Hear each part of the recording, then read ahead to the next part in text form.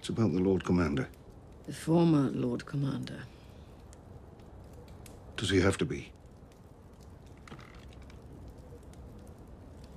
What are you asking? Do you know of any magic that could help him?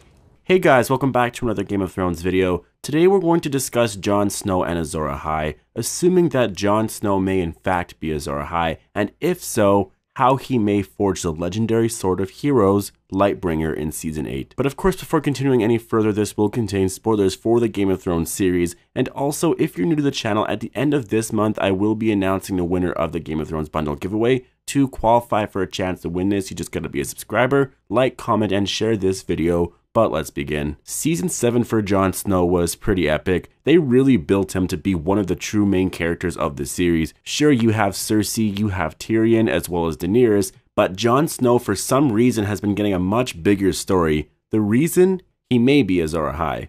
So just to brush you up on who Azor Ahai is, Azor Ahai was a legendary hero who lived 8,000 years before Aegon Targaryen the First arrived in Westeros, so way before the Targaryen reign. It's said that during the Long Night, Azor Ahai rose up and defeated the others, who are, by the way, the White Walkers, at least we can assume they are. He did this by forging a sword, the mythic sword of fire called Lightbringer. Thoros says it best, according to prophecy, our champion will be reborn to wake dragons from stone and reforge the great sword Lightbringer that defeated the darkness those thousands of years ago. If the old tales are true, a terrible weapon forged with a loving wife's heart. Part of me thinks man was well rid of it, but great power requires great sacrifice. That much at least the Lord of Light is clear on. A great sacrifice. I'll come back to that a bit later. The reason Jon Snow is related to Azor Ahai, otherwise assumed to be the prince that was promised, they're not exactly the same person, at least it's not confirmed that they are. They're talked about as the same, but they're also talked about separately. A lot of fans are confused about that, but because the prince that was promised forged a sword named Lightbringer, I think that clarifies it enough that they are both one and the same. The prophecy of the prince that was promised, the Lord's chosen, the son of fire, or the warrior of light, is a prophesied savior in the religion of the Lord of Light that many do follow. You usually have red priests chanting this more than common folk. Now the prophecy states that Azor Ahai will return after a long summer, when stars bleed and the cold breath of darkness falls heavy on the world. Azor Ahai shall be born amidst smoke and salt, shall wake dragons out of stone, and will draw a sword out of fire. A lot of these prerequisites correlate to both Daenerys and Jon. There's actually a few. There's Beric, Stannis, even Davos. Like, there are a lot of theories. For the sake of this video though, I'm just going to focus on Jon, just because I personally believe he will be Azor Ahai. The reason though that it is more popularly directed at Daenerys than anyone else other than Jon is because in High Valyrian, the word prince is gender neutral, indicating that Azor Ahai, or the prince that was promised, may in fact be a man or a woman. So how does this relate to Jon? Well, after a long summer, winter returned. A red comet fell from the sky, a cold breath of darkness has fallen heavy on the world. He was born amidst smoke and salt. He was resurrected as a Targaryen. Not exactly, but since his parentage has been largely confirmed, you can sort of argue that when he was resurrected, he was the dragon that awoke from stone. But lastly, he must wield a sword called Lightbringer. Now this is the only one of the requirements of being Azor Ahai that Jon Snow has not accomplished yet. This season, Jorah gave Jon the right to wield Longclaw. That could be foreshadowing it. For the longest time, Longclaw felt almost borrowed, but since he offered it back and Jorah returned it, saying may it serve your family and the next generations to come well,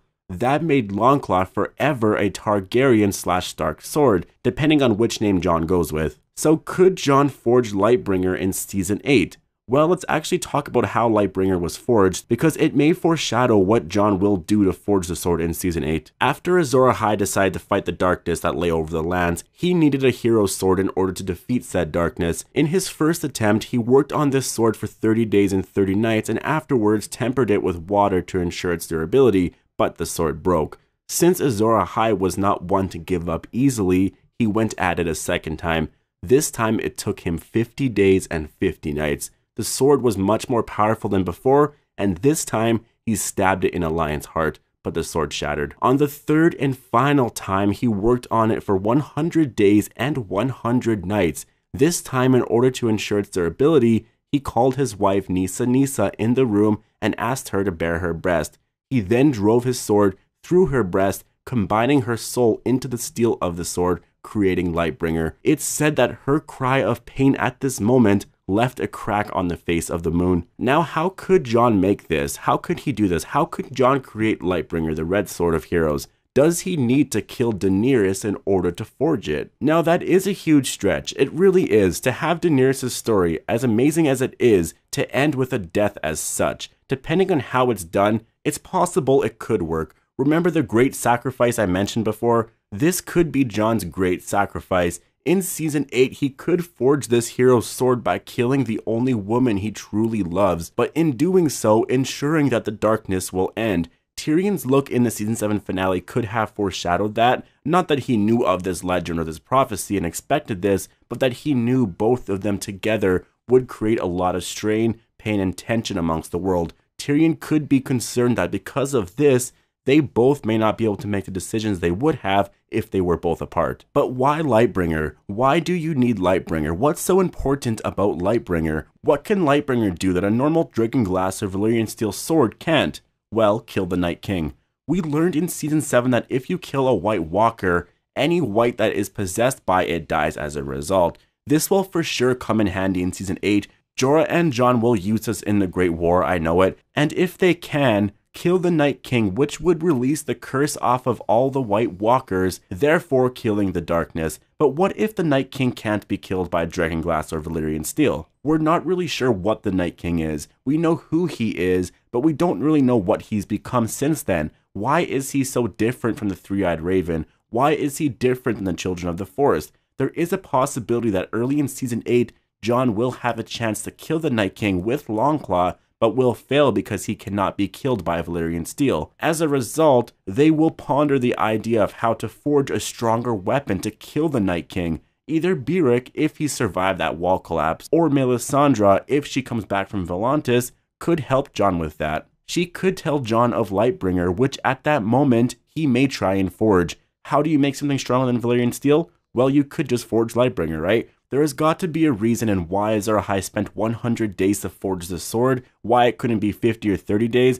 There definitely is something unique to this sword that Valyrian steel or Dragonglass doesn't have, and why Azor Ahai needed specifically this sword in order to destroy the darkness. I can totally see after all of the work Jon puts into the sword that it keeps breaking, and with a heavy heart, like it said in the prophecy, he stabs Daenerys, the one woman he loves, which forges Lightbringer, and at that moment becomes Azor Ahai, the prince that was promised, who will lead Westeros in a fight against the darkness. But I'm going to leave it here. What do you guys think? Do you think Jon is going to stab a sword of his into Daenerys' breast, creating Lightbringer, the sword of heroes? Is Lightbringer the only way to destroy the Night King?